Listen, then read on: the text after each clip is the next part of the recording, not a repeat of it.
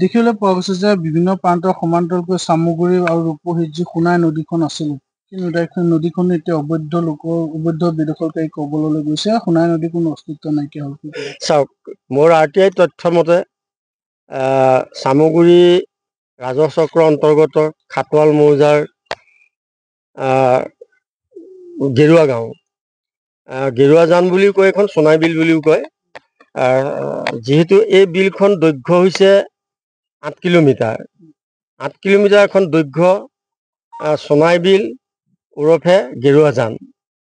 এই বিলখনত এতিয়া RTI তথ্য মতে পেনাইৰ পৰা ৰূপহী বিললৈকে প্ৰায় 300ৰো অধিক লোক, সন্দেহযুক্ত লোক, এই গোটেই বিলখন পুতি তাত সন্দেহযুক্ত লোকে তাত ইতিমধ্যে ঘৰ বনাই বসবাস কৰি আছে। কিমান মান আছিলে সোণাই নদীখনৰ মাটি? সোণাই নদীখনৰ মাটি কালি আছিলে 25 বিঘা। 25 বিঘা আছিলে আৰু দৈৰ্ঘ্য এইটো পেনাইৰ পৰা ৰূপহী বিললৈকে দৈৰ্ঘ্য আছিল 8 কিলোমিটাৰ।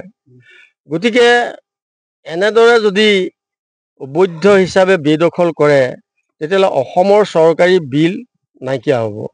আৰু এই বিলখনত বিশেষকৈ আমাৰ এই অঞ্চলৰ কৃষকসকলে যি মৰাপাতৰ খেতি কৰে, সেই মৰাপাত তাতেই গড়াইছিলে আৰু গৰু ছাগলীয়ে তাতেই পানী খাইছিলে।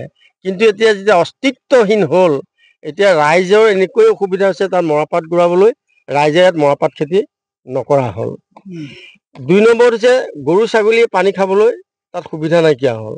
আৰু সেইকাৰণে মই চামগুৰি ৰাজহ চক্ৰৰ বিষয়াৰ লগতে নগাঁও জিলা আয়ুক্ত আৰু অসম চৰকাৰৰ মুখ্যমন্ত্ৰী ডাঙৰীয়াত আমি দাবী কৰিছোঁ যে এই সোণাই বিলখন অৰ্থাৎ গেৰুৱা জান এই ইমিডিয়েটলি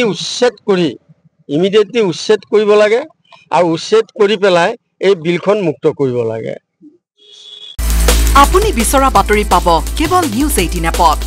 নিউজ 18 এপ ডাউনলোড কৰিবলৈ স্কেন কৰক এই QR কোড। গুগল প্লে ষ্টৰতো পাব এই নিউজ 18 এপ।